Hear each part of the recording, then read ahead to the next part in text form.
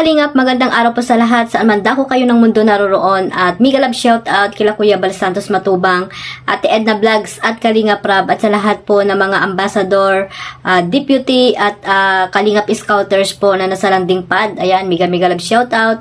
Mag-iingat po kayong lagi saan man kayo pupunta, no, mga Kalingap, sa pag-i-scout nyo. Ayan, mag-iingat po kayo.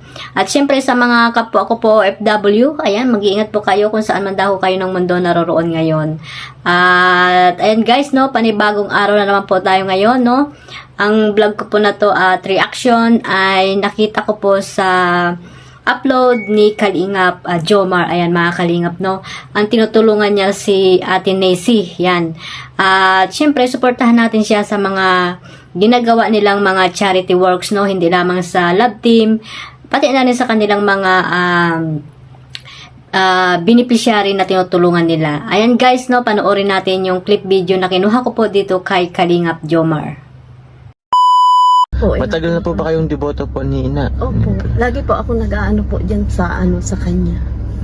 Okay po, Nay. Opo. Tapos pagdating ko po doon, okay naman po yung mga pagdating ko po doon, binigay ko yung yung ID.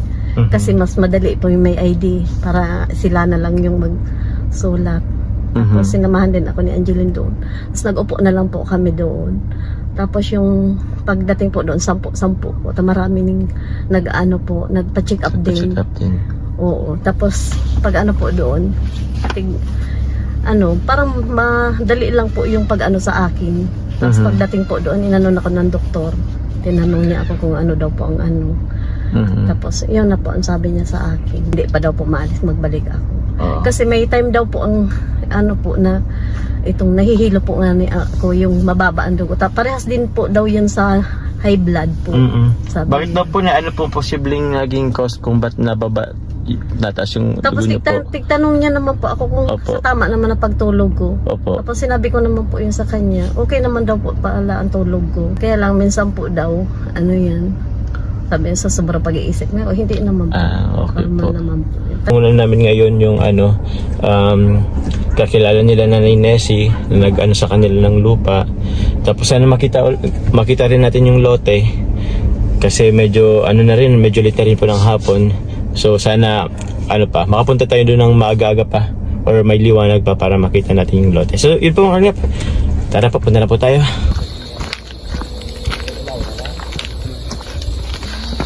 Sige. Sige po, sagad na po ka ba dyan? Okay po. Tapos po, iyo sagad man. Okay po. Tapos ini po, ipapaklos ko gabos po, iyo, para makikita ng Siyempre mga sa diri, mga manding-ding lang. Ayo po. Iya, dagang kami talaga sa may gilid, bakulang ko na. Buti po isa ng 50 square meter. 50 square meter. Sarong-harungan po ini. Opo. Ano na din? Goods din. Kasi, Musta na kami? Punta muna kami dito. Pasok po ay mga naksi. Ay, dito pala si Si Orbel. Musta Orbel? Saan ka galing? Hindi ka naman po. Tukaw sa may pong ini yun. Sige lang, opo. Saan ka galing, Bel? Halik kang trabaho? Galing kang trabaho? Masawag naman kami sa ganito. Ay, alis ka na rin ulit. baka na po si mga kataman.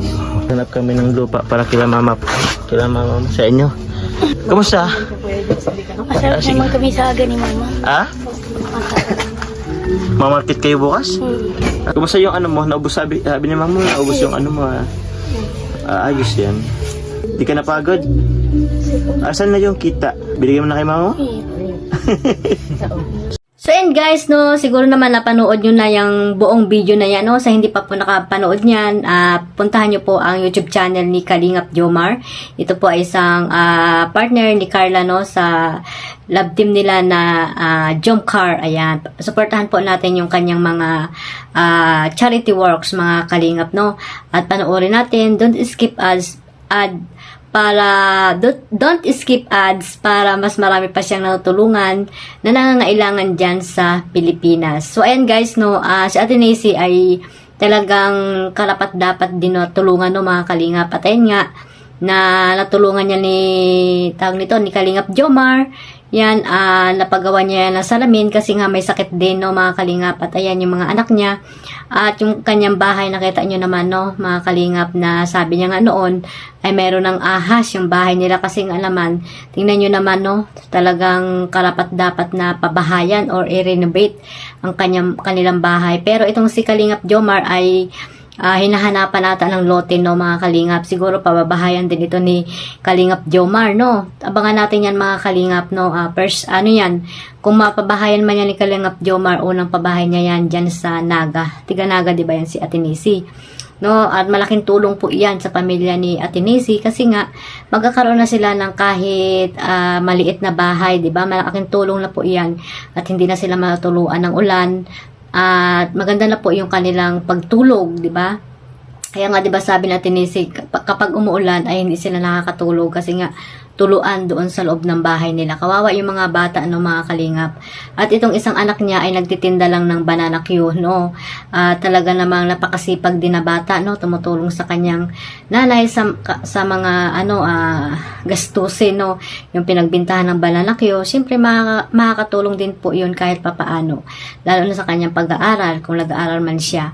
So ayan, si Kalingap Jomar ay isa sa mga Kalingap partners na talaga namang mayroong pusong kalingap, no, mga kalingap. At ayan, nakita niya si Ate Nisi para tulungan ito, no. At sa tulong din ng mga mabait na sponsor, sana may mga sponsor pa na mabait dyan at may labis-labis ang pera, no, mga kalingap, para mapabahayan itong ang pamilya ni Ate Nisi. Deserve po nila na mapabahayan kasi nga ay talagang grabe, sira-sira na yung bahay nila at wala nga dingding, no. Yung dingding ng bahay nila ay yung dingding lang din ng kapitbahay.